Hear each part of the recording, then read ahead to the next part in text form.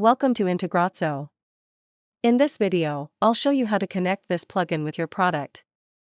You can find the plugin download link in the description below. Let's get started.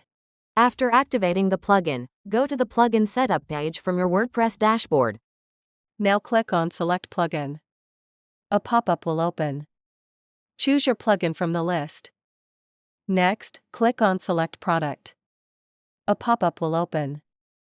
Choose your product from the list.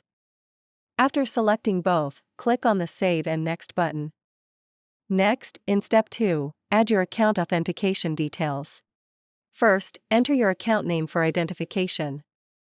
Next, click the Authenticate and Next button.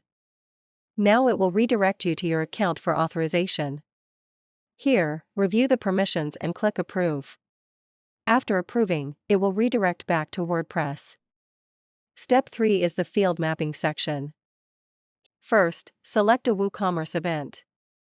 Here you can trigger from the following list, so check and choose from the list. For this, I choose the customer created event.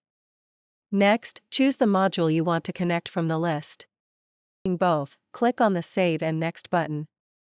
Now the field mapping area will open. On the left side, the form fields will appear, and on the right side, the product fields will appear. Here, simply map the fields. After completing the field mapping, click on the Save Mapping button. Now the integration is completed successfully. Next, go to the Setup page. Here, all your integrations will be listed. You can enable or disable any integration using the toggle button. Next, click on the Logs tab at the top. Here, all the entries are listed, including successful and failed records. If needed, you can also resync the entries from here. That's all for now. Thank you for watching.